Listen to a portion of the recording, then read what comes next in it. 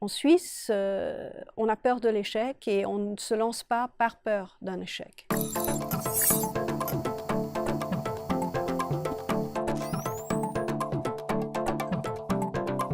Et en fait, il y a eu plus de sociétés qui ont été lancées dans des générations précédentes.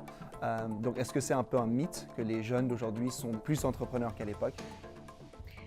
Moi, je dirais qu'ils sont entreprenants. Et dans ce sens-là, ils veulent faire quelque chose, ils y vont. Le problème, c'est quand on est un entrepreneur, on monte un projet qu'on doit faire financer et qui va aller jusqu'à un certain point. Donc il faut un degré d'ambition qu'ils n'ont souvent pas.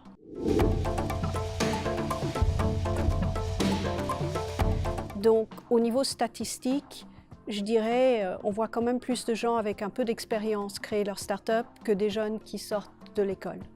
Donc un jeune Suisse a plutôt tendance au moment de prendre une décision de se dire peut-être que j'irai plutôt dans une grande multinationale que d'aller lancer mon entreprise avec deux copains. Exactement, surtout que l'échec en Suisse est mal noté.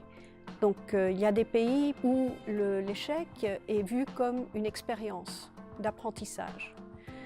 En Suisse, on a peur de l'échec et on ne se lance pas par peur d'un échec. Cette jeunesse a des attentes dans l'environnement de travail qui est complètement différent de celle d'une ou deux générations d'avant.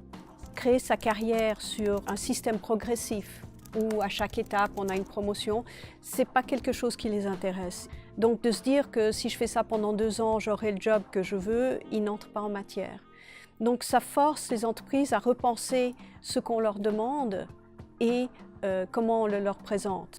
Et donc les entreprises doivent être prêtes à pouvoir leur offrir ces possibilités, mais leur faire comprendre que c'est peut-être pas pour tout de suite.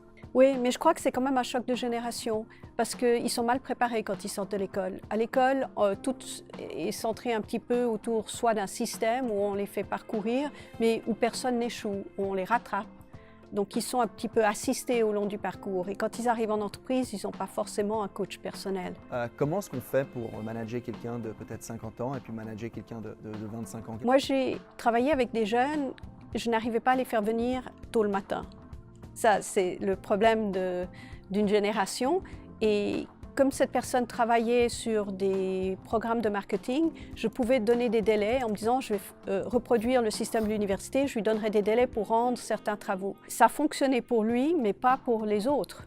Et lorsqu'on veut tenir des séances et partager, il faut quand même que tout le monde soit physiquement présent en même temps. Et puis, les gens qui n'ont pas de vie de famille, ils aiment faire la foire le soir, donc ils ne veulent pas venir tôt le matin.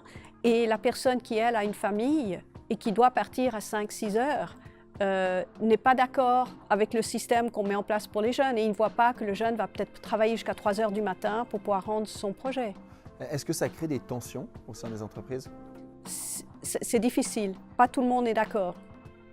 Et surtout, il y a peut-être un peu de jalousie où des personnes n'ont pas pu vivre ça au début de leur carrière et ne comprennent pas pourquoi d'autres auraient la possibilité de le faire. Je crois aussi que le système Taylor, où on sépare toutes les activités en petites parties que les gens peuvent faire facilement et reproduire, est un peu révolu. Et que les gens veulent réaliser quelque chose peut-être de A à Z. Et ça, les entreprises se préparent pour ça? Je pense que oui, parce qu'on en parle. Et évidemment, il y aura une guerre des talents et tout le monde va essayer d'attraper les meilleurs. Et pour intéresser les gens à venir travailler, ils ont des exigences. Et les exigences, c'est est-ce que cela fait un sens? Quand on me demandera ce que je fais, est-ce que je peux le raconter avec un peu d'enthousiasme et d'intérêt?